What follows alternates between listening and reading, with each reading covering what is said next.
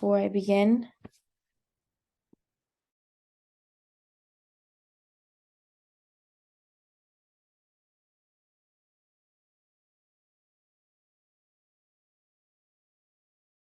Okay, I take silence as no questions. Okay, so we're gonna start talking about oh wait, I see something in the chat. Okay, no, it's just yes, I do. Okay, we're good.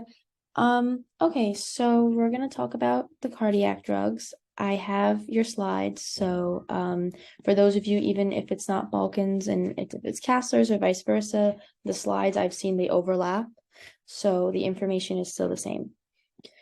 But okay. Oh, I need this to go. Okay, so what I want to talk about here is the different types of drugs in the systems. There's going to be angina drugs that we're going to talk about, different antihypertensive drugs. We're going to talk about clotting drugs, cholesterol drugs, because they all affect the cardiac system. And in the United States, one of the highest causes of disease and illness is from cardiac issues. So regardless, the heart is made up of two parts, right? The pump is the heart, and then the blood vessels is what's able to carry out that oxygenated blood to the tissues and to the body. So there's really like two really important systems that are working there, the heart as the pump and the vessels as transport. And something that you're going to see, which is going to become important, I think, for understanding the drugs, is that certain medications might work on the heart, whereas certain medications may work on the blood vessels. So I think it's really important to know where they work because it's going to help you better understand how that drug works. So I'm not going to get too much into blood pressure and the factors of blood pressure, but the systolic blood pressure is what causes the ventricles to pump. So as the ventricles are able to pump and contract blood, that's how we get our systolic blood pressure.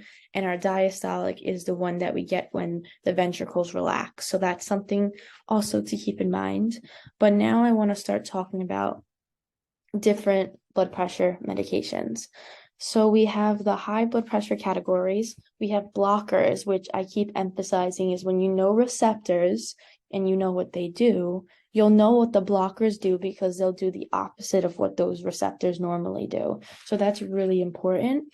And we have other ones that control angiotensin 2, which we'll get more into, but it's one of those hormones that we have in the kidneys that helps control and regulate blood pressure. So these three categories or classes, I should say, of drugs, the renin inhibitors, the ACE inhibitors, and the angiotensin 2 receptor blockers, or what we call ARBs, work in the kidneys. So there's different areas and different systems that work on controlling blood pressure, but all of these different types of classes, regardless, are just going to affect the blood pressure. So we also have diuretics, which is another way of controlling blood pressure, which we'll get into more because they control fluid. And aldosterone antagonists are also another form of diuretics, and similarly, they help control fluid, but there's a little difference between the two that we'll get into. So blood pressure, normal, 120/80. But we know if they're hypertensive when they go from 140/90 and higher. And that's really important to know because you may get a question on your exams regarding, okay, if a patient has such and such blood pressure, should I or should I not give this medication? Because a lot of these medications are going to affect the blood pressure, right? So if it's too low, we might want to hold the medication. So knowing your blood pressure and knowing what's normal versus abnormal is very important. So one of the systems that I was talking about before was this system, the renin, angiotensin, aldosterone system. And there's a lot of stuff that's going on here. You have the renin, which is released from the kidneys that helps make this angiotensinogen. There's a lot of things. But what I want you to get from this system is that eventually renin tries to make angiotensinogen into this angiotensin. And angiotensin is a hormone that controls blood pressure, but its origin is from the kidneys, not from the heart. And anybody who just came in, please put your SFCID number into the chat, and I can send you my notes after the lesson. But yeah.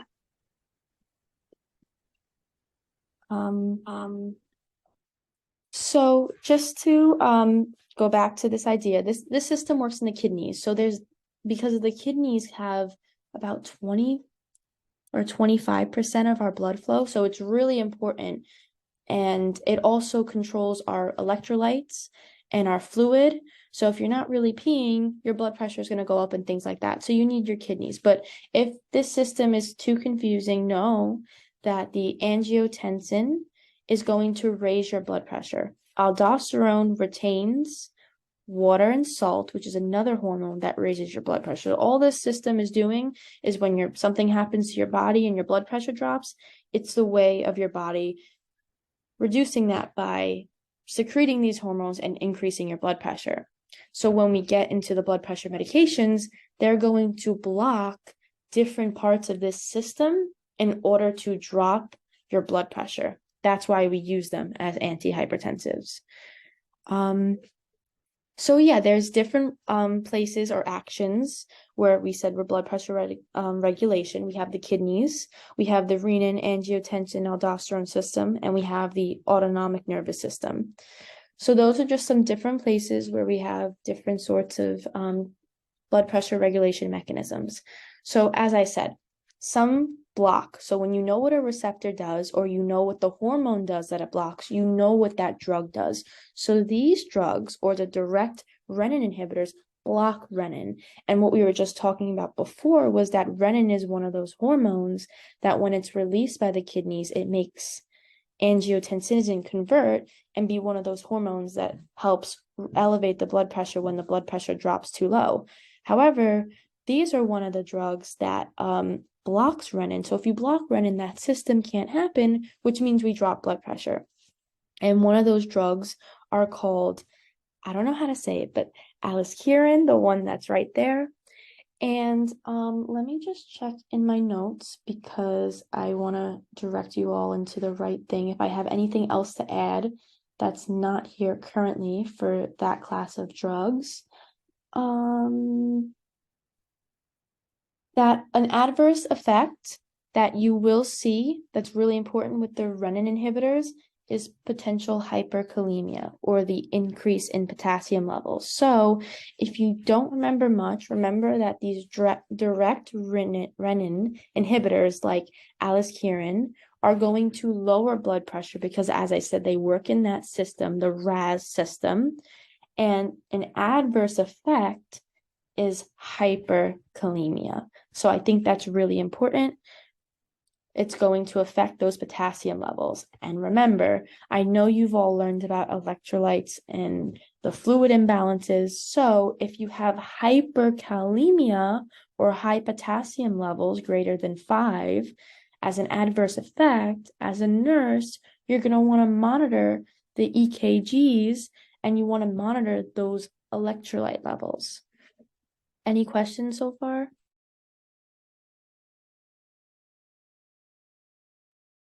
No. Okay. So then we have another antihypertensive, which is very popular, and we call these the ACE inhibitors. And the ACE inhibitors always end in the ending of pril. So it's gonna be like asinapril, anything. I'm only good with remembering like one, but anything that ends in pril, enalapril, encinapril, catapril, all of those are your ACE inhibitors. So if you see the ending of pril, that already tells you what drug it's in. So if I'm doing my drug template, I'll write ACE inhibitors. I'll write what kind of drug are they used, or what does it do? It's an antihypertensive. What ending should I watch out for? Anything that ends in pril. And that's how I should be thinking about my drugs. I always emphasize using a drug template. I think it helps with organizing your thoughts. And we're definitely going to talk more about the ACE, but knowing that anything that ends in pril is an ACE inhibitor is really good. Also, it's going to be in the slides more, but I just want to get it in your mind now. An adverse effect, or actually 2 adverse effects that are really, really important to monitor for when someone is taking ACE, inhibitors to treat their hypertension is a dry cough and angioedema. And angioedema means swelling in like the neck and the face. So we really, really want to monitor for that.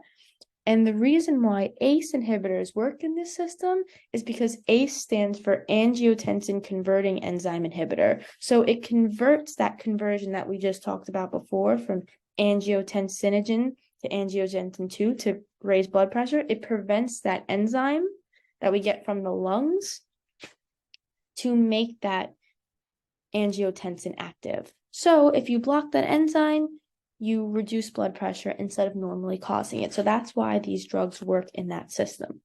So just a little bit more about those direct renin inhibitors that we were just talking about before. They block renin. We talked about that. Adverse effects, like I said, hyperkalemia, and rule of thumb, most drugs are contraindicated in pregnancy. Why? Because we have a baby in there and anything can be potentially toxic to the baby.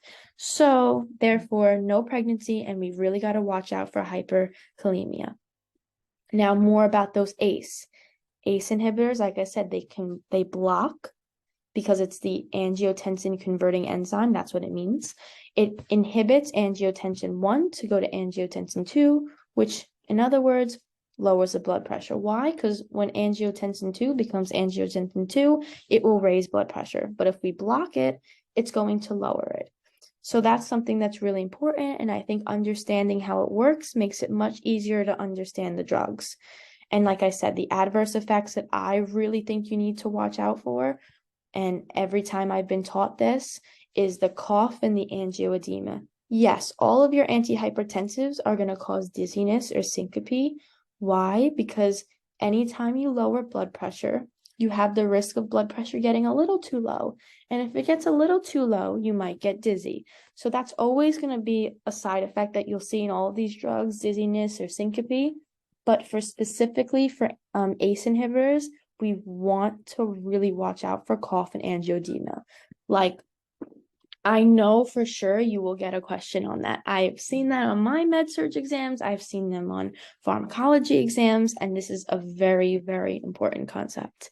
And as I said, anything that ends in pril is an ACE inhibitor. I don't know which ones you need to know, though I'm assuming since your professor put a lot of these here, it's good to know, but captopril and enalapril are some of the more prototypical or the most commonly used ones from my knowledge.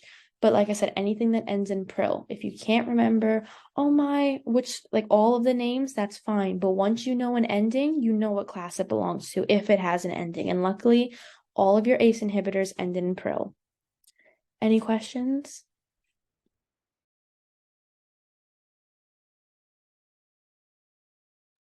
No. Okay, I take silence as no.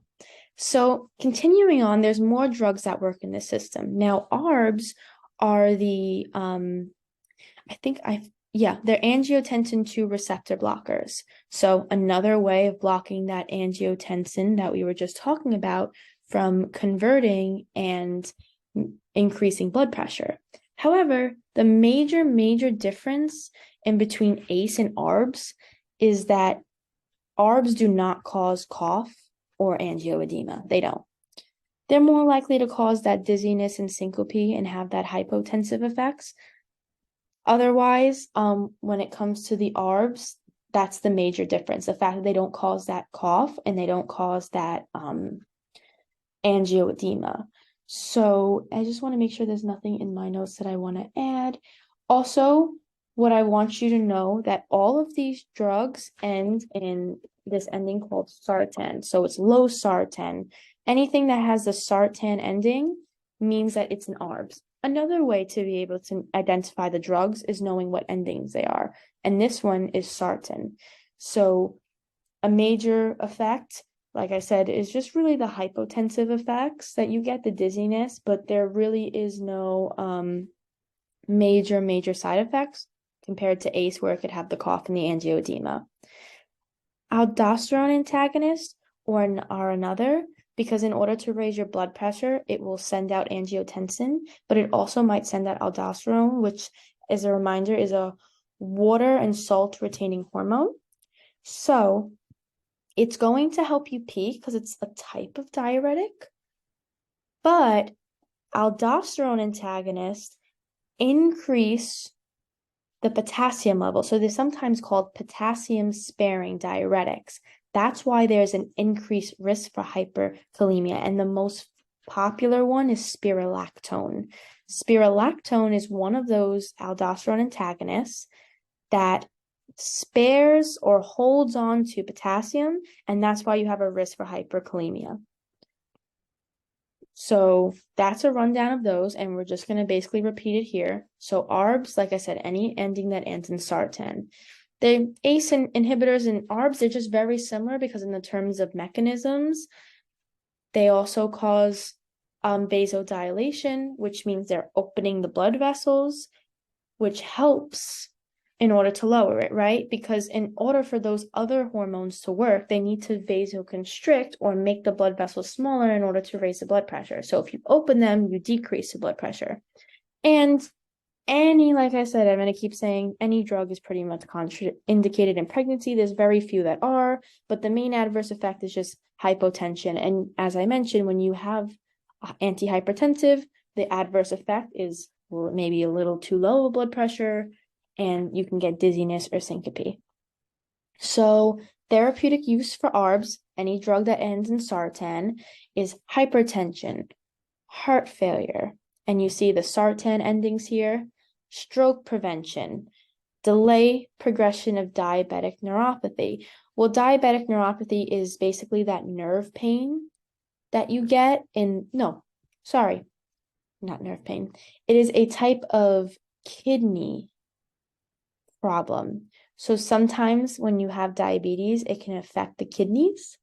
So when that happens, you can give one of these drugs if they're diabetic, like irbesartan or losartan, to help delay any damage that could go to the kidneys. There's different things that can protect against heart attacks or myocardial infarction, stroke, death from cardiac causes, reduce mortality, slow the development of diabetic retinopathy, or in other words, how it affects like the eyes. But its main use is an antihypertensive. Different nursing considerations include that if you're taking this medication, right, and you're taking it with, let's just say, like a thiazide diuretic or a diuretic, right, you're going to be peeing out things. And diuretics, which we're going to get into, they affect your fluid and electrolytes. They make your sodium and potassium levels go low. So if you're taking that, you might really need to be careful with your electrolytes. So you always just want to be careful. So when you give a diuretic, a lot of times diuretics are given with other hypertensives to help reduce blood pressure. But that also means in turn, if I'm giving an antihypertensive with a diuretic, that I want to watch out for now my lab values even more. And other things, like I said, you want to watch that blood pressure. If it's a blood pressure medication, you always want to be monitoring the blood pressure. That's just something that you want to do. You also might want to give Caterpillar and Moxpril at least an hour before meals. All the other ones can be taken with or without food. Like I said, with this one, with ARBs in particular, it's not going to have the cough, but if you're giving an ACE, then yes, we're going to watch for cough and angioedema. With all of these drugs, any antihypertensive, we want to rise slowly from sitting because there's something called orthostatic hypotension, where you go from a lying to a sitting and then to a standing position. And because your body's just taking all of these antihypertensives, your blood pressure might drop very quickly. So you want to be very careful with that and avoid activities that require alertness. And like I said, pregnancy always contraindicated. So anything that ends in sartan is an ARBs. Aldosterone antagonists, like I said before, most common one that I know and people talk about is spirulactone. And spirulactone is known for being also called a potassium-sparing diuretic, and it helps retain salt and water. So when you block aldosterone, you're blocking that retention of salt and water, thereby reducing the blood pressure. So certain things that you might need to give is you have to be careful with is these drugs right here, amyloidoide or tyrameterine. I don't know how to say these drugs, but they can further increase the risk of hyperkalemia. And cyclosporin lowers aldosterone. So if you're going to give this medication to a patient who's taking an aldosterone antagonist, which is already lowering aldosterone levels, we might have an issue. And like I said, it's a type of diuretic, so it makes you pee. Therapeutic uses, like I said, hypertension, because it helps reduce that fluid, and it also reduces salt in water. When you reduce salt in water, you reduce blood pressure. Can be also used for heart failure. Why? Because diuretics, or this is similar to a diuretic, heart failure can promote fluid in the body or fluid retention. So if you give a diuretic, it can help remove some of that fluid. It could also help with premenstrual syndrome, polycystic ovarian syndrome, and acne in young females. We don't want to use potassium supplements or salt substitutes containing potassium. Why? Because as I said, these types like spirulactone retain potassium, and they have the retention to keep potassium to the cells. So if you're going to keep potassium, you have the increased risk of hyperkalemia. So we don't want these patients taking a lot of potassium things. We're going to want them to cut off on bananas and things like that. And we also want to watch out for any tingling in the hands, the feet, or parasynesthesia, because that's a side effect of hyperkalemia. Any questions?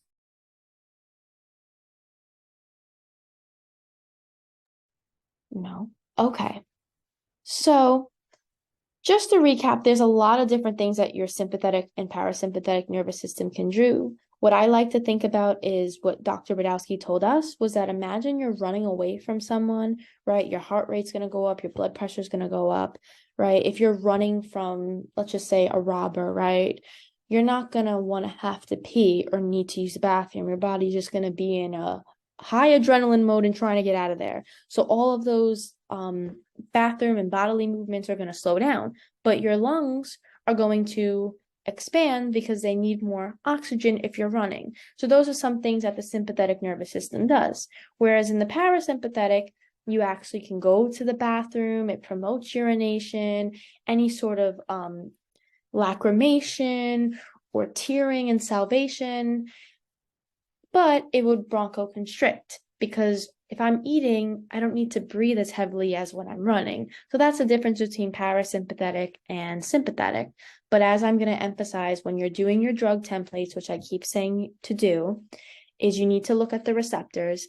And the next types of antihypertensive we're going to be looking into work on these receptors, specifically sympathetic receptors that are either alpha or beta. Now, what helps me is remembering that alpha 1 and beta 1 work in the heart, and they both cause vasoconstriction, or in other words, tightening of the vessels, which increases heart rate and increases blood pressure. Beta 1s also increases the heart's contractility, which is another fancy way of saying it increases the heart rate. Something else that I want to point out that's really important that alpha 1s do is that because it's a sympathetic one, remember, if you're running from someone, as I said before, you don't need to pee. So these prevent you from peeing. The alpha 1 closes your bladder so you don't have to pee. Keep that in mind because you're going to see soon that's going to become important. Also, beta 2s, one of the most important things is that they work in the lungs. They work in the lungs, which means they bronchodilate normally, right? But if they're blocked, that's going to mean it's going to have the opposite effect. And something else that it also does that is really important is that it can increase sugar levels. So two important things in the betas is that it works in the lungs and it can affect your sugar levels. Those are the things that I want you to remember, that beta 1, alpha 1, both work on the heart. They both can cause vasoconstriction or increased heart rate and increased blood pressure. But something that alpha 1 does that is unique is that it prevents you from peeing. So there's different or selective drugs where they work in different areas. So some might work in the betas, some might work in the alphas, right? All of these different things. And as you learned in your respiratory, right, albuterol is a beta 2 selective drug that causes bronchodilation or helps you breathe. That's why it makes sense because of where it works in the receptors. So these are different drugs that work on different receptors, and it's definitely good to know that whatever drugs your teacher point out to know, you know if they're beta 1, beta 2, or they're both.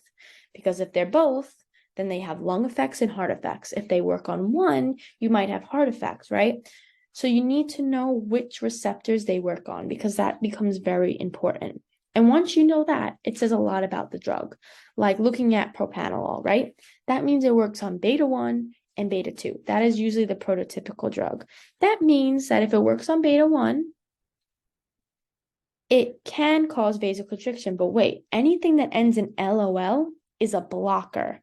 So beta blockers block the normal actions of those beta receptors. So instead of causing vasoconstriction, they're going to cause vasodilation. Instead of the beta 2s causing bronchodilation, now they're going to cause bronchospasms.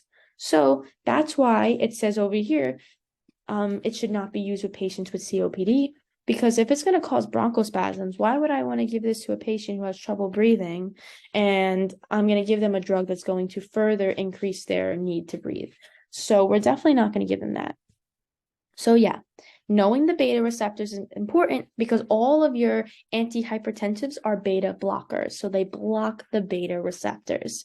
So, and that's where you need to know, are these the ones that also have lung effects, right? Like propranolol, do I need to watch out for asthmatic patients? Because if they work on the beta ones, my asthma patients aren't going to be much of an issue because they're not in the receptors that affect the lungs. They're not blocking the receptors that cause bronchodilation. So that's why it's very important to know the receptors. So, as I said, if I remember anything, I know that beta blockers, especially beta 1s, cause vasoconstriction, which means increased heart rate, increased blood pressure, and beta 2 affects sugar levels and they cause normally bronchodilation. So if they're being blocked, I'm going to have the opposite effects. Therapeutic uses for beta blockers include primary hypertension. Why? Primary means they just don't know what it's caused from.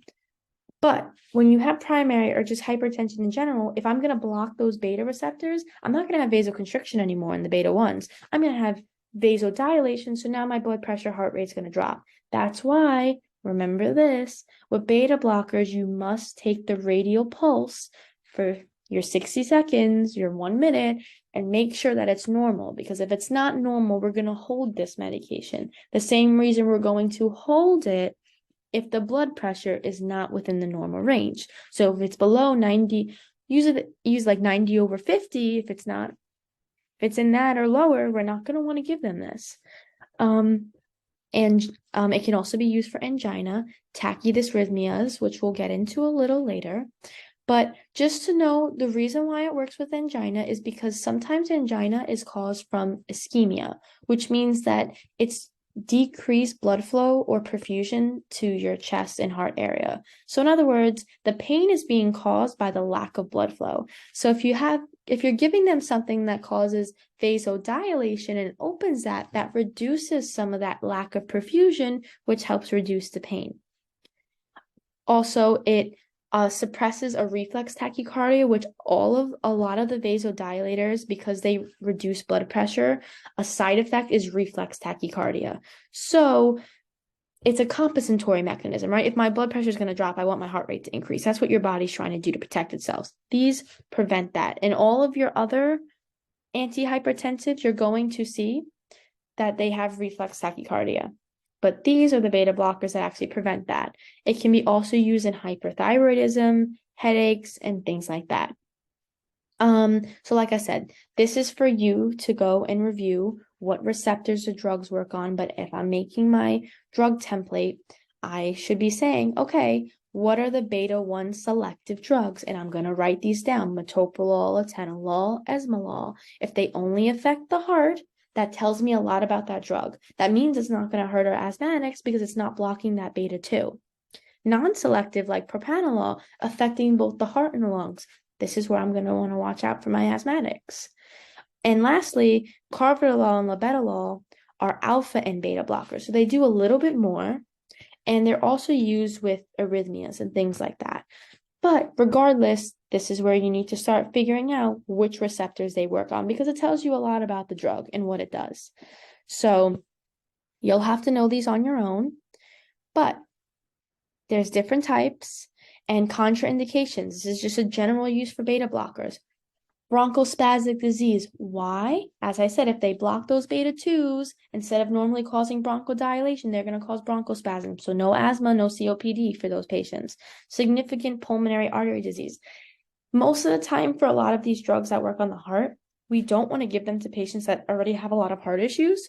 So if they have pulmonary artery disease or they have buildups or their arteries aren't working as well, we might not want to give one of these medications that's going to dilate and constrict because they might not be as efficient. Raynaud's phenomenon, I don't remember exactly what that is. So that might just be a little research. I don't want to give you the wrong idea. And diabetes. Why? Because I mentioned that those beta 2s, besides working on the lungs, affect your sugar levels. So what happens is that with my little diabetic patients, when I give them these drugs, it causes the masking of the hypoglycemic effect. So normally a diabetic would know when their sugar's low.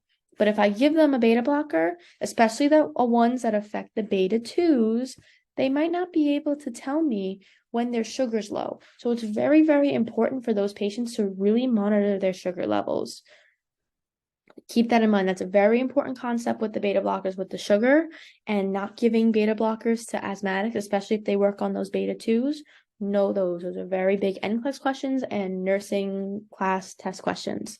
So, like I said, beta 1 blockade, metoprolol, and propranolol. But remember, propranolol is also one of the beta 2s, so they also affect the beta 2s. But as I told you before, monitor the pulse. If it's below 50, we're holding that medication.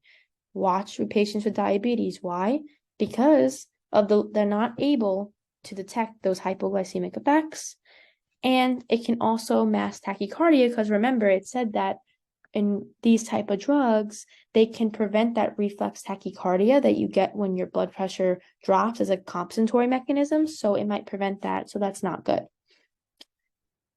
Once again, they might have bronchoconstriction, like with propranolol when they block that beta 2. So we really got to watch out with those asthmatic, and we should be giving it to patients who have beta 1. If that drug works on beta 1 receptors, like metoprolol, that's good for asthmatics because it doesn't hurt the lungs.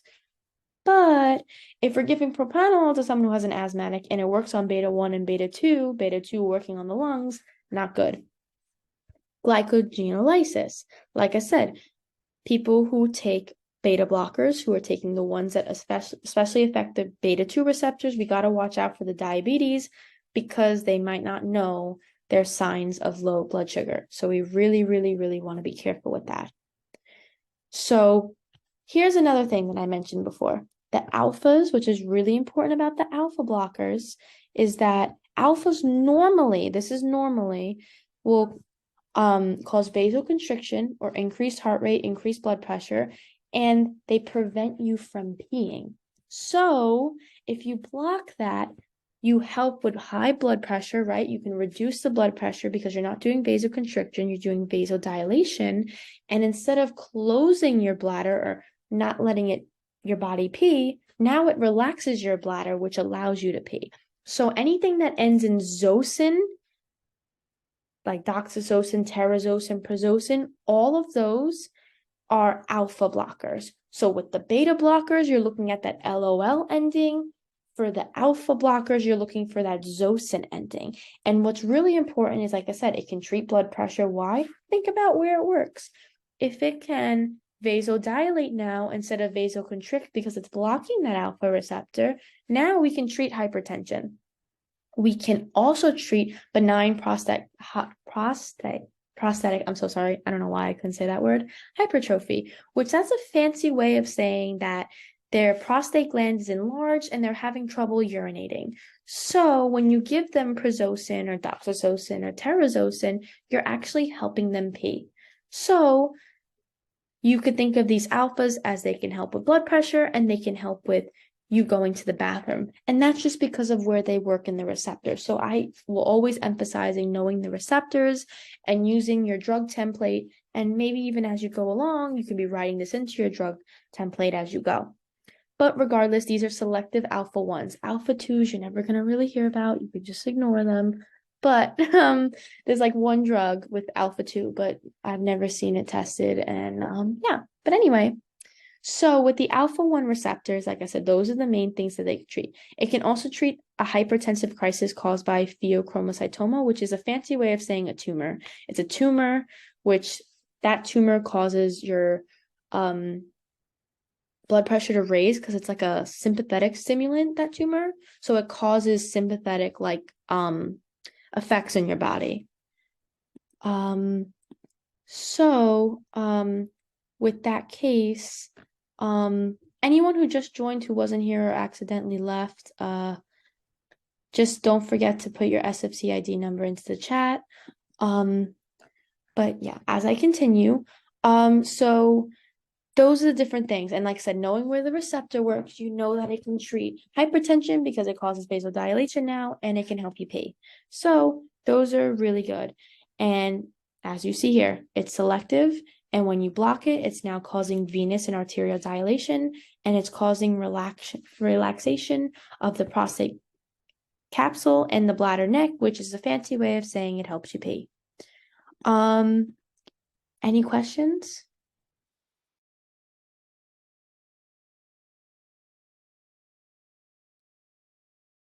No. Okay, silence is no.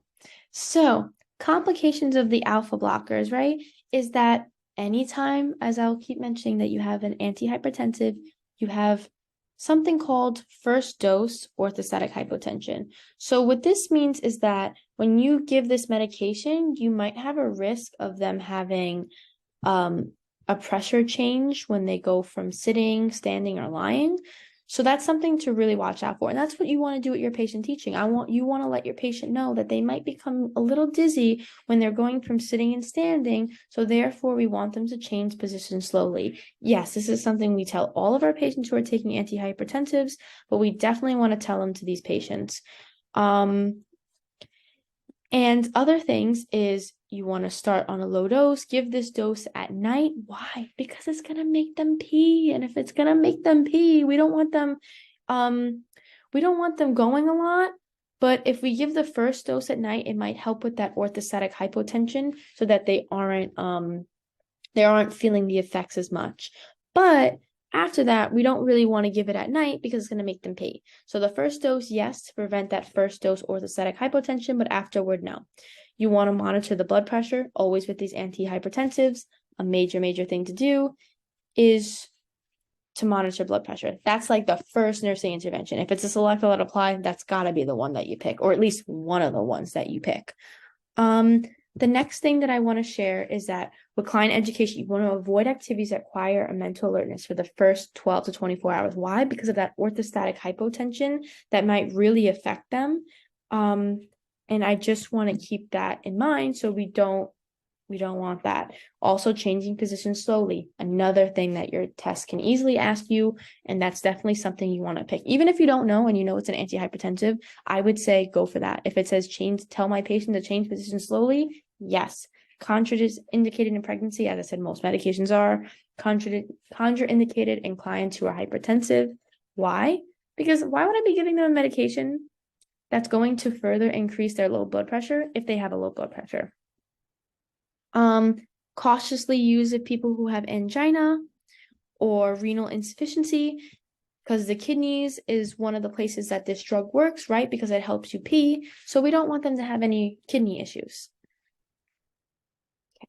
So we're done with the alphas. We're done with the betas for now. Now we're going to go into another class of antihypertensives called calcium channel blockers. Now they also have an ending. They end in dipene, so nifedipine, amlodipine, felidipine, nicardipine, all the penes. So if you know at least that ending, you know that it's a calcium channel blocker. The only time where it differs is that verapamil and diltiazem are also calcium channel blockers, and they just don't have that ending. But most of the time, they're going to ask you about like amlodipine, anything with the dipene ending, which indicates to you that it's a calcium channel blocker.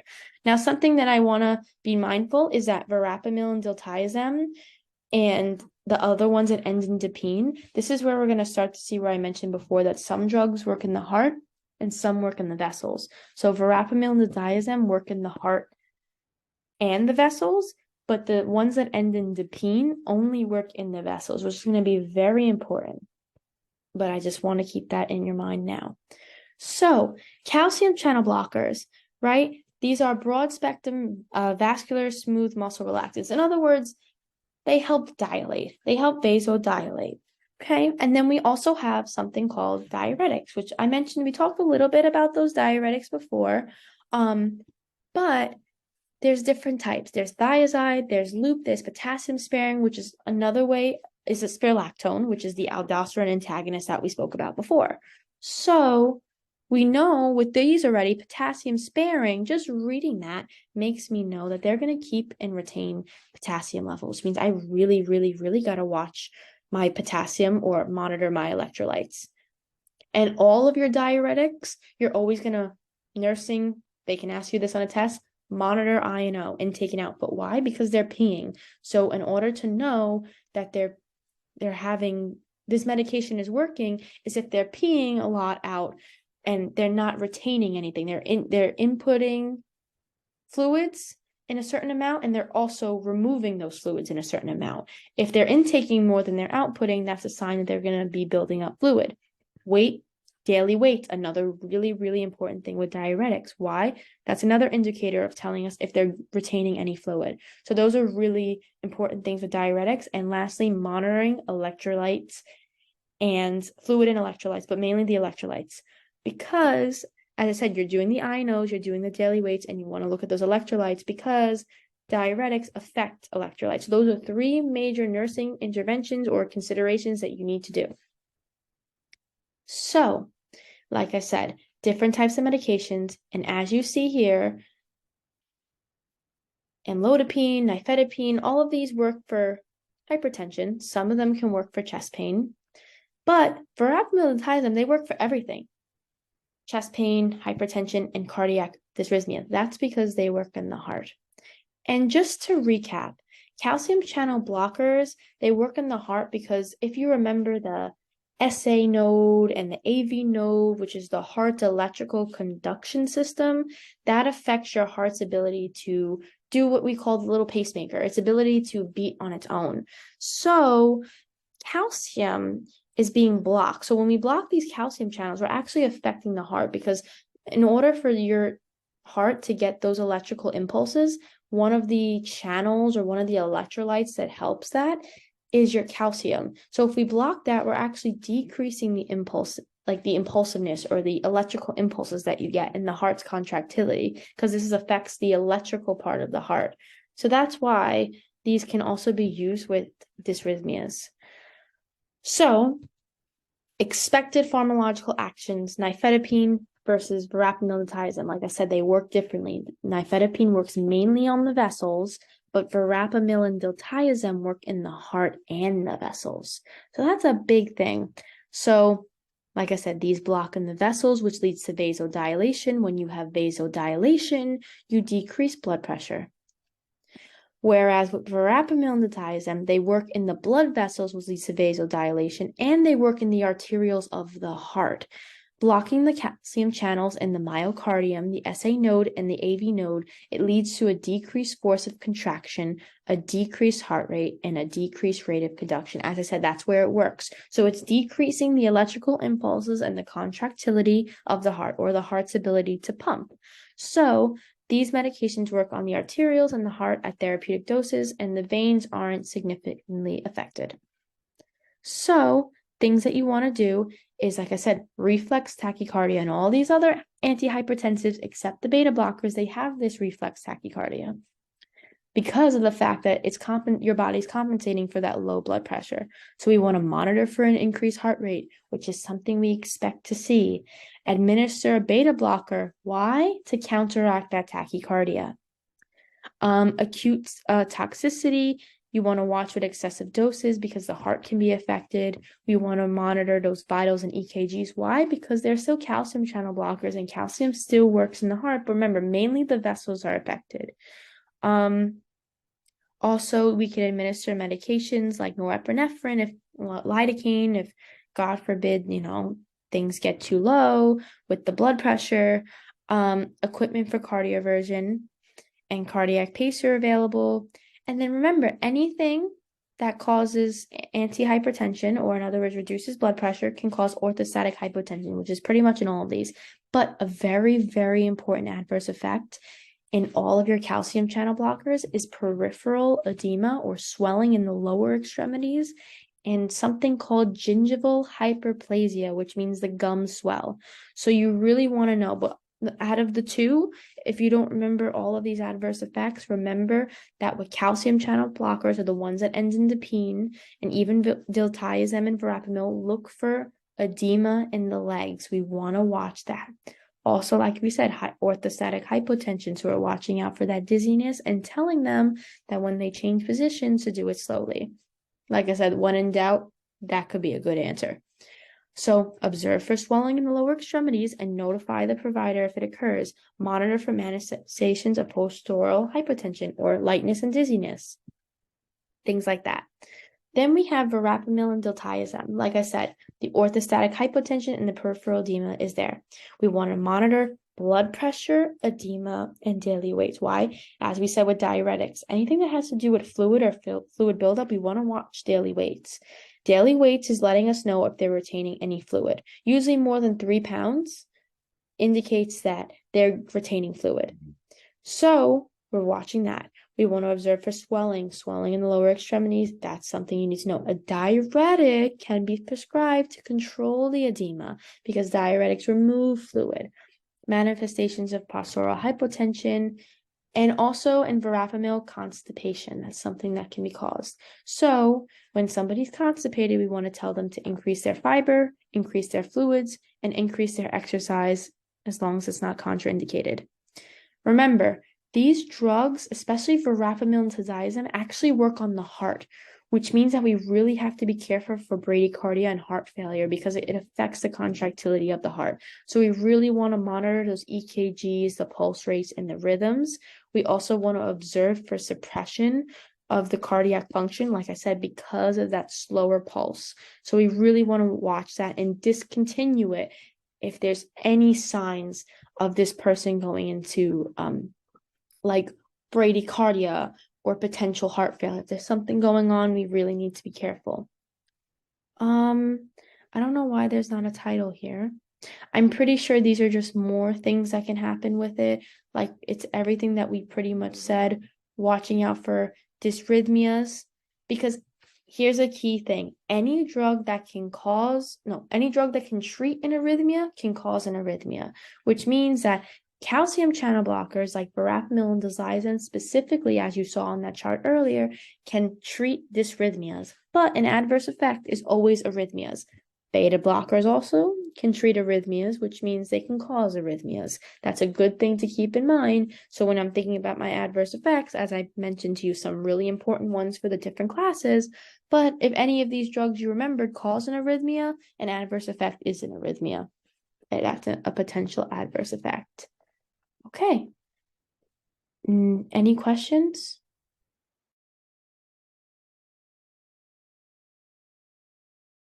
No. Okay.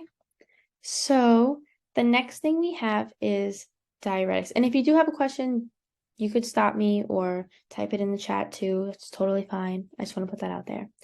So now we have diuretics. Like I said, they remove fluid. They make you pee. And they work in the kidneys. That's how they're able to do that. So usually when we know, or how do we know our diuretics working? Well, we know because they're going to have an increased urine output, which is how it also can manage blood pressure because it removes some of that fluid. When you remove fluid, you also can reduce the blood pressure. That's why diuretics are a lot of times given with these. And as we said, they might be good with the calcium channel blockers. Why? Because they can retain fluid in those lower extremities. And something that diuretics do is help reduce edema that is caused from fluid buildup. So that's why you also give diuretics in heart failure, because in heart failure, you also get, especially if it's congestive heart failure, it can cause lower extremity edema.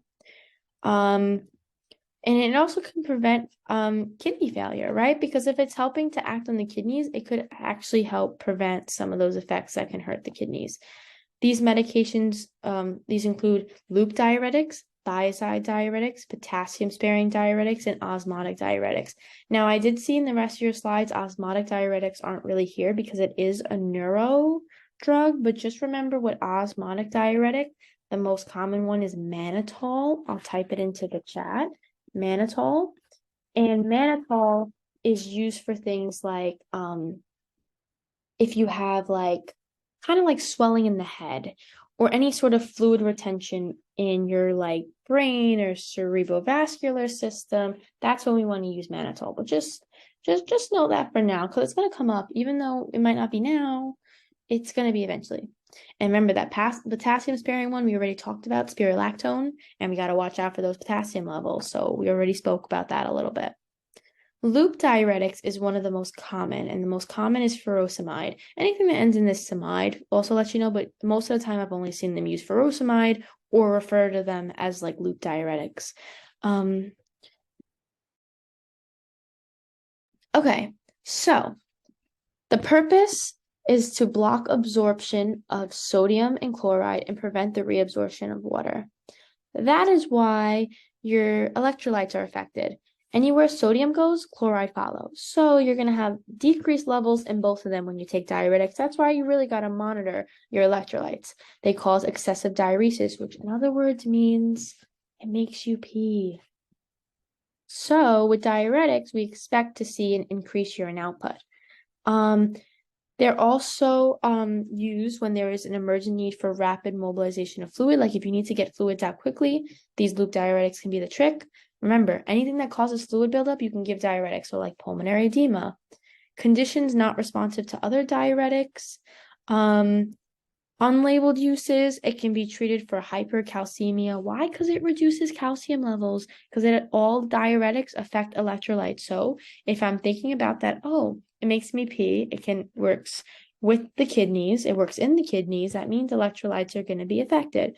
So adverse effects include hyponatremia, low salt, hypochloremia, low chloride, hypocalcemia, low calcium levels, hypokalemia, or low potassium levels. So you see a trend with these diuretics. They can cause low amounts of these levels. So complications, dehydration, hyponatremia, and hypochloremia, like we just spoke about. Dehydration because there's only so much fluid you can lose, right? So if they keep losing fluid and their electrolytes go imbalanced, now they might be at risk for dehydration. Signs and manifestation of dehydration, dry mouth. When you do your skin turgor test and you pull underneath your like clavicle bone, if the skin doesn't go back down immediately, that's a sign of dehydration. They're not really peeing and they're having weight loss. Like I said, monitoring those electrolytes. Oliguria, which is another way of saying a urine output less than 30 ml per hour, we need to stop the medication because normal urine output is 30 ml per hour. That is the normal. So we think about that, and I said, reminding ourselves of diuretics, they make you pee. They affect your electrolytes, okay? We want to watch out for signs and symptoms of dehydration because of the risk of all of that fluid that's being removed from the body. And then we also want to look for monitoring the blood pressure because as a diuretic, what it can also do is it can lower the blood pressure levels. So we really, really, really want to watch out for that as well.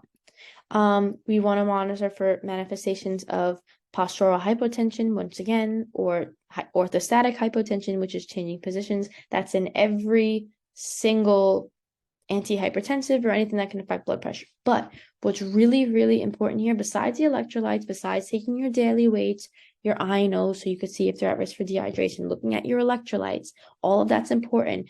A sign of toxicity is ototoxicity when they have hearing problems, and that's really, really important, especially with furosemide. So we need to be really, really careful if they start notifying the provider with signs and symptoms that are affecting their ears. So please be mindful of that. Okay, like I said, different things that can happen. Hypokalemia, potassium less than 3.5. Also, what does that mean? If we have low potassium levels, we're also looking at those EKGs, but because they can cause on the EKG an inverted U wave, or well, T wave, but it's an inverted T wave. But it looks like a U. So we want to watch out for that. We want them to take high potassium foods with diuretics. Why? Because they have the risk of having hypokalemia. Same thing, we want them to increase their salt intake because they have the risk of having hyponatremia. So all of those things to keep in mind. So that's like bananas, potatoes, dried nuts, spinach, things like that. And we also want to teach them signs of hypokalemia, right? So like nausea, vomiting, fatigue, leg cramps, things like that. Other things that diuretics can do is they can increase your sugar levels.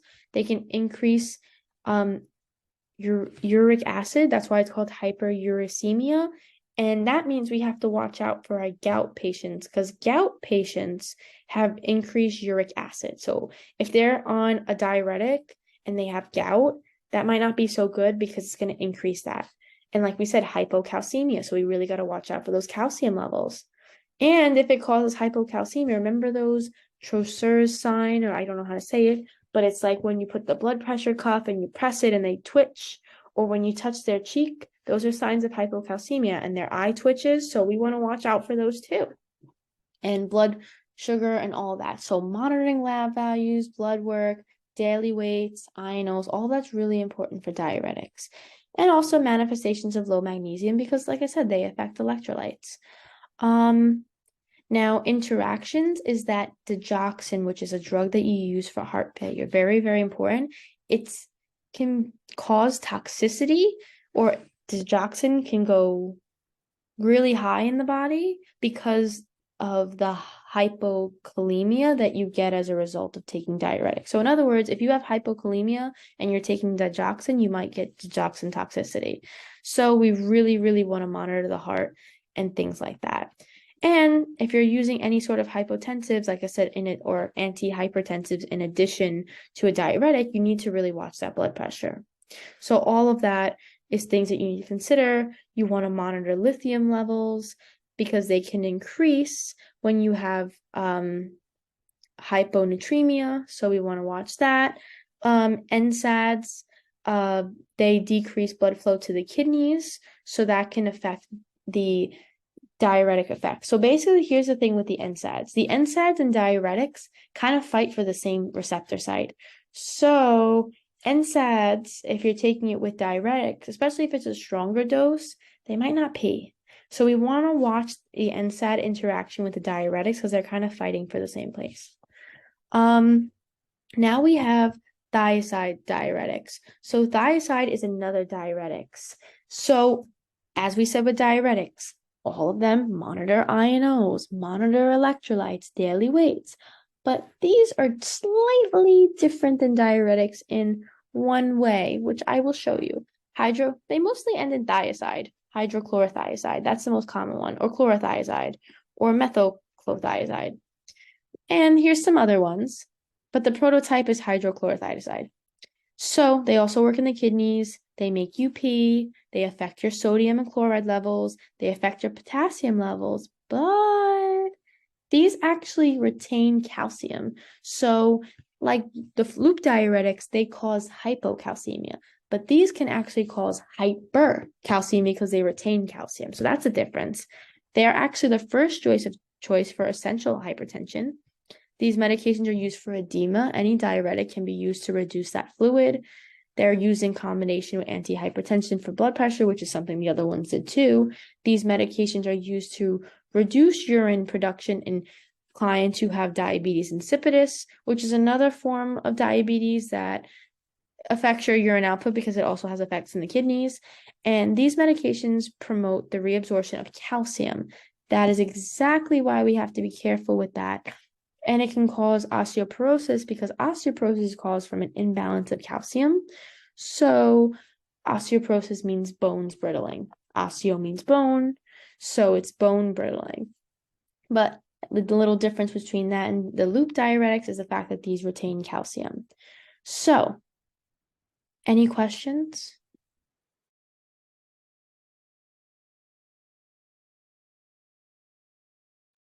No. Okay. And if you haven't already, please put your SFC ID number into the chat. I do see most of them, I think. I don't know. Just in case if you haven't, please do. Um, but yeah, so continuing on. Now, there's also hypertensive emergencies, right? It's not just blood pressure medication you take. There's things that you might need to give if they're in an emergency. Nitroprusside is a vasodilator. So that's one of the ones that we typically choose because it's more central acting. So in other words, it has a greater effect on reducing that high blood pressure because of where it works compared to some of these other ones because they work more peripherally. So that's the difference on why we might want to give nitroprusside before the other ones. But anything that's pretty much a vasodilator in nature can help. So nitroglycerin, nicardipine. Why? Because we said anything that ends in dipine works on the vessels to cause that vasodilation. Enalaprate, ACE inhibitors, and beta blocker esmolol. Esmolol is one of those drugs that can be used for a hypertensive crisis. That's one of the uses of esmolol. So when you know your drugs, and like I said, you know your receptors, and you know that sometimes there's certain things about certain drugs that might differ in the classes. And what is an additional thing for in the beta blocker class is that the esmolol can be used for a hypertensive emergency. Now, there's different cardiac conditions. Now we finish our antihypertensives and we're going to go into your angina or your chest pain medication. So there's three types. Exertional angina, which is also considered stable angina. And that means you get it like, okay, this patient would be a type of patient that gets chest pain a lot when they walk or when they get up or when they start hiking. There's a common pattern for why this chest pain happens. Variant angina is just comes, it goes, you don't really know, but it can cause ST or like the ST segment on the EKG to become flat. So we have to be really careful with that. And calcium channel blockers help with this type of angina. We also have unstable angina, which means it also just kind of happens like that. And we are at very high risk with these patients to have an MI. So this is more of an emergency.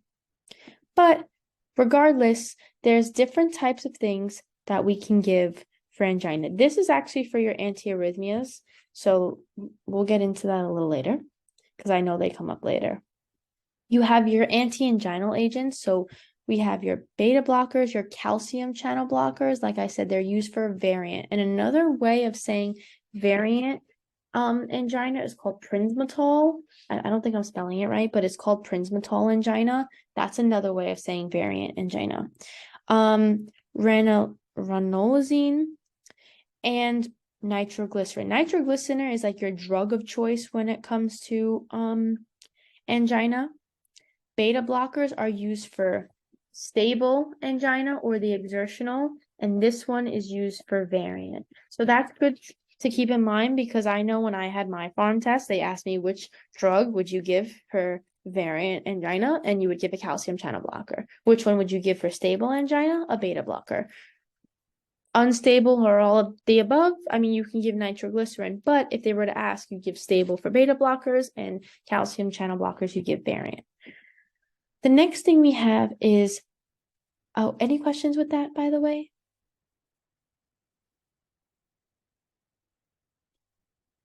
Just to clarify, nitroglycerin is a part of a class called nitrates, and nitrates cause vasodilation and venodilation, which means they cause the veins and the arteries to dilate. And I'm just going to write this here so you could see because I'm saying it, but it's not here, is an adverse effects of these is a headache. They also can get flushed, like a flushed face, red because of that vasodilation. It causes flushing in the face. And you also can get hypotension, right? So because it can decrease your blood pressure. So the three major adverse effects that you want to watch out for with the nitrates, like I said, they're part of this nitrate class, which causes veno and arterial dilation, which helps lower blood pressure. But like I said, angina can be caused by ischemia, or that idea of not getting enough perfusion to the heart and the chest. So we want to give something to veno or vasodilate so that the blood vessels can open, more blood flow can get to that area, and we reduce that pain. But the common adverse effects is headache, a flushed face, and hypotension. Those are just what I want you to know in terms of the anti-anginal agents. Now we have hyperlipidemia, or in other words, drugs that affect your lipid levels. So there's definitely different types. I think the most important, which we'll get to, are the statins and the bile acid sequestrants, but know whatever your professors tell you. But I'd rather go over those two classes, so we still have a little bit more to go, and you can definitely review these on your own. There's really not much to them, and I don't have much even in my notes, so I doubt you'll be tested, but it would be good to know. But regardless, is your high or your HDLs are the good cholesterol and your LDLs are the bad cholesterol. So these medications, what we want to do is reduce the LDLs and increase the HDLs. That's what we want to do. And hyperlipidemia means abnormal levels. So we have high of the bad ones and low of the good one, which is the HDL. So we have statins. Statin drugs, they all end in statin. All of your statin drugs, atorvastatin, whatever, they all end in this ending of statin. That's why they're called statin drugs. Something that I want you to know with these is that they can cause liver toxicity. They also cannot be used with birth control pills because they actually affect the estrogen that's excreted in your birth control hormone pills. So we don't want birth control pills with these patients. Some common adverse effects are like GI irritation. So maybe flatulence or gas, abdominal pain, fatigue, maybe a little staining because it makes you kind of go to the bathroom. But all of these cholesterol agents are not just to the single agents. You need to have diet and implement strategies on your own to help reduce your cholesterol levels. So making sure you exercise more and reduce some of those high cholesterol foods, you know? So that's something that I want you to know with that. And yeah, also patients who take statins should, really important, they should have eye exams. They should have them frequently because it can cause cataract formation. So we want to watch out for that.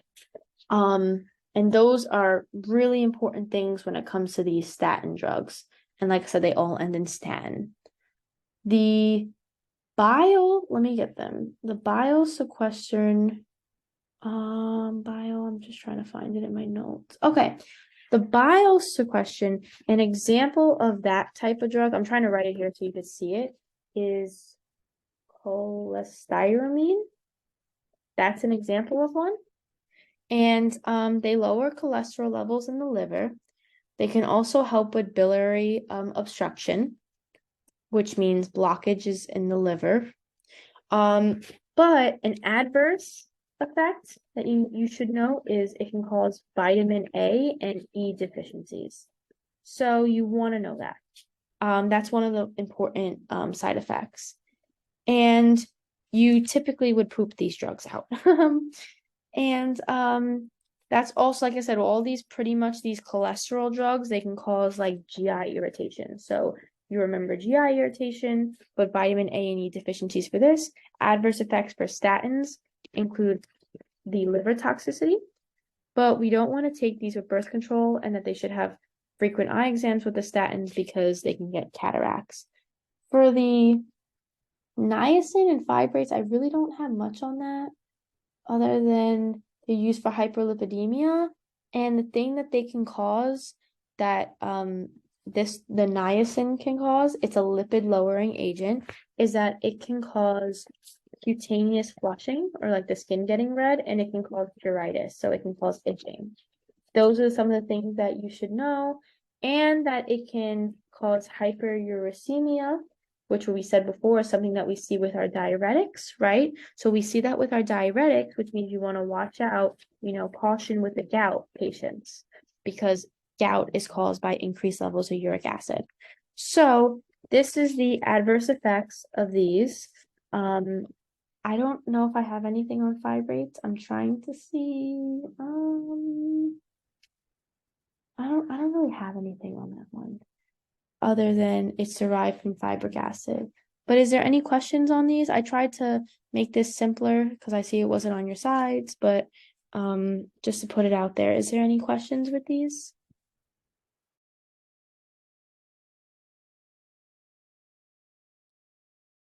No. Okay. So next we're almost done. We only have like 4 slides left. So then we have congestive heart failure, right? Which I said diuretics can be given with these digoxin because diuretics help reduce some of that fluid buildup that we get in congestive heart failure, which you'll learn in med surg. I don't know if you have yet, but there's the right and left-sided heart failure. And when you have right-sided heart failure, the fluid backs up into the body, but when you have left-sided heart failure, that fluid backs up into the lungs. So when you have congestive, that means you have both-sided heart failure, the right and the left, and one of those causes or something that you can get from it is fluid buildup. So medications, cardiac glycosides, in other words, digoxin. Digoxin, that's one of your drugs that you give for heart failure because it helps increase the heart's contractility. And inotropic agents just mean agents that work on the heart to help it pump. So that's really what that is, and which is important. Why? Because congestive heart failure is the heart not being able to pump.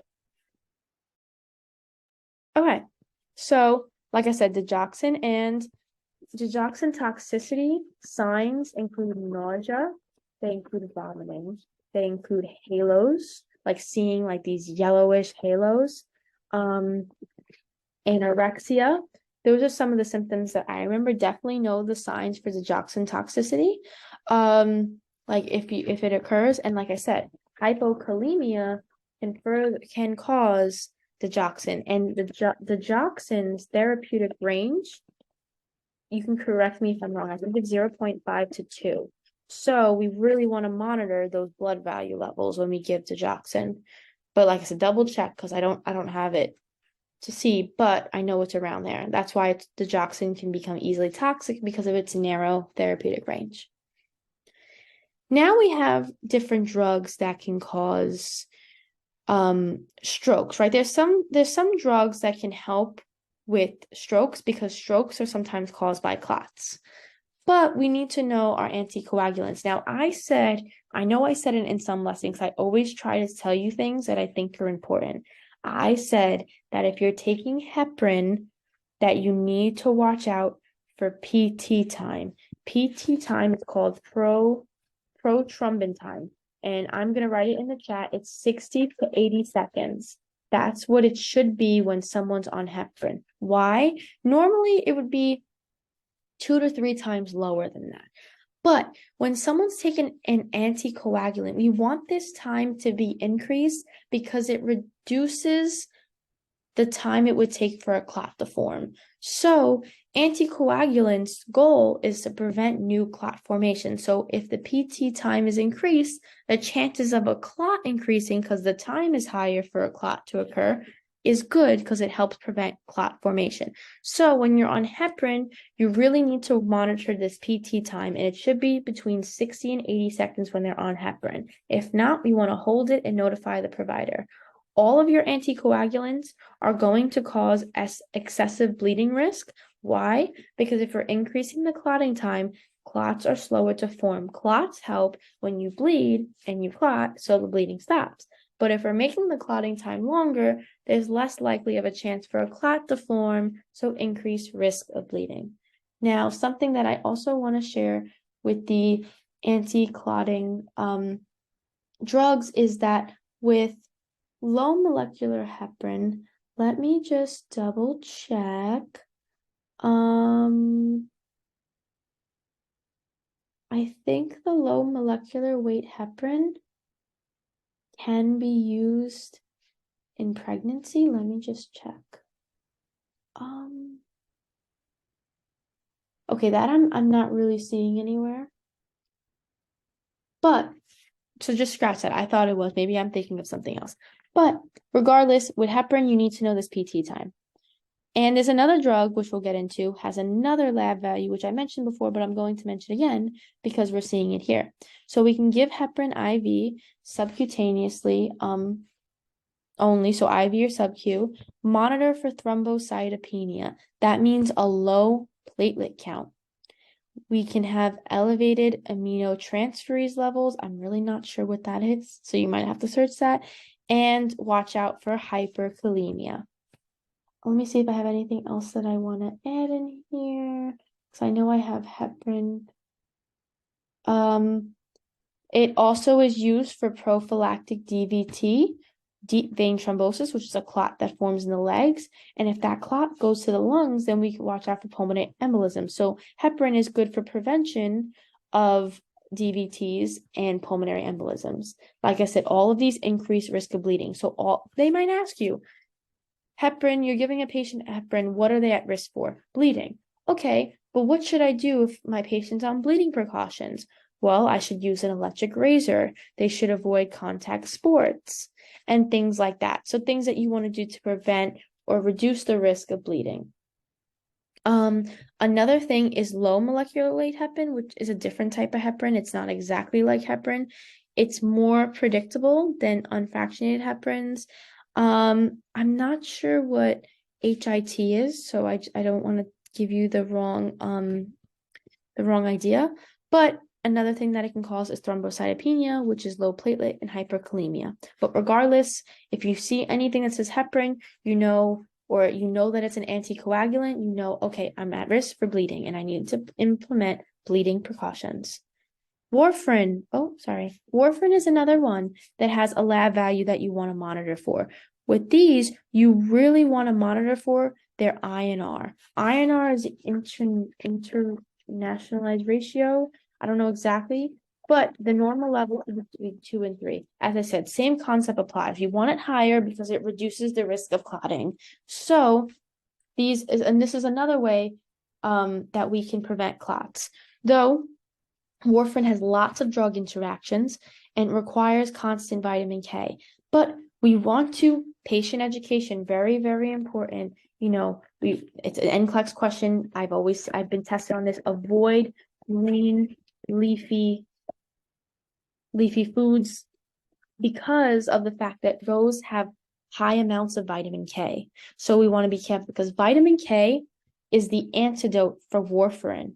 So we want to avoid that, and we want to monitor the INR level.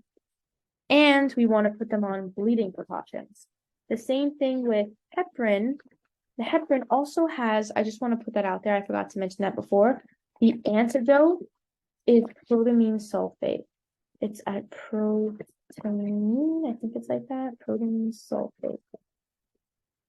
So when you have a patient and let's just say their heparin level, the PT is not between 60 and 80, and they're having adverse effects like, increased bleeding or things like that, we might want to give them protamine sulfate. So if they have heparin, if we want to give them the antidote, we'll give them protamine sulfate.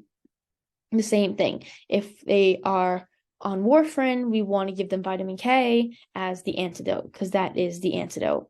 For both of those, with heparin, you're monitoring that PT time. With warfarin, you're monitoring that INR time. These are very big questions I know they're going to ask you. And bleeding precautions, definitely know those. Like I said, electric razors, avoid contact sports, things like that. Anything that increases the risk for bleeding, no. Same thing. And then there's another one called direct thrombin inhibitors. Now, if I just need to see, I think, I don't know if I'm going to try to search an example of a direct thrombin inhibitor because I don't have that. I just need to see their blood thinners. Example. So I don't see one here. Oh, okay. So these are I had to find what the names are. So I have them in my notes. An example is Biva. I have to write this out because I cannot say it. It's bivalirudin is an example of one of those drugs, and it's also an anticoagulant. It's usually used with heparin to prevent not heparin, sorry. It's usually used with aspirin. Used with aspirin to prevent ischemic events. So we can use this with aspirin. because aspirin's an antiplatelet. And so it helps to prevent the platelet formation. And yeah, so it's just another one of those drugs that we can use to cause clots and prevent ischemic events. But the most famous two are warfarin and heparin. So I would definitely focus on those.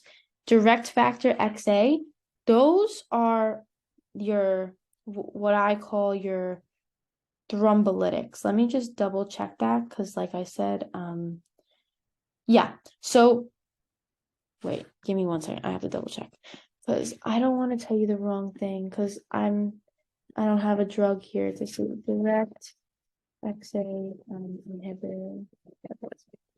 I just have to make sure I don't want to say the wrong thing. Okay. So those drugs are an example of one would be apixaban. So apixaban, which I have here.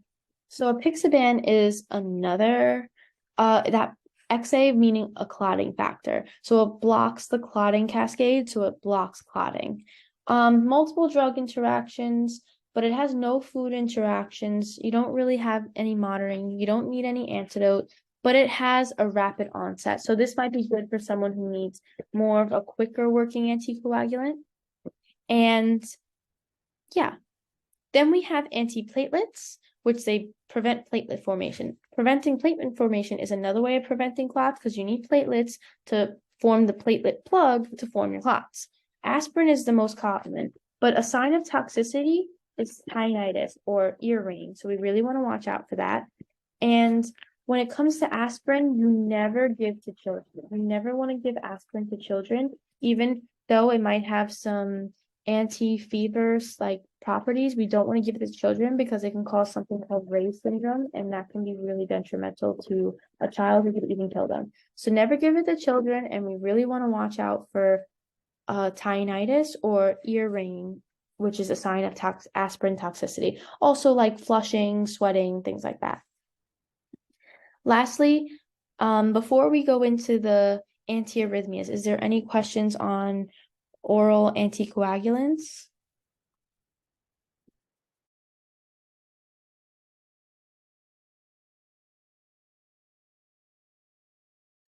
No? Okay. So I'm gonna go over just briefly these antiarrhythmias. I know we went over a lot of drug classes, but there was definitely a lot here.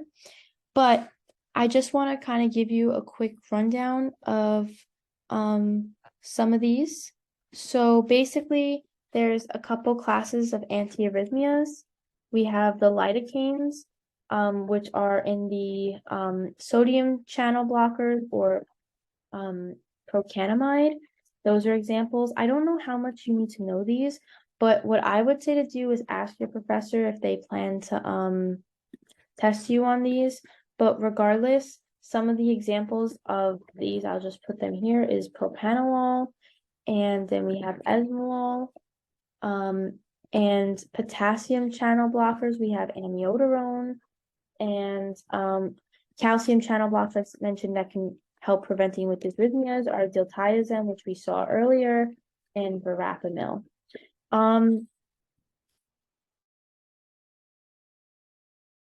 So yeah, so I don't know exactly how much you need to know, but what I would know is okay, that all of these treat arrhythmias with the calcium channel blockers. We're more or less looking at AFibs. For potassiums, we're looking at regular dysrhythmias, like just there's no like really specific ones.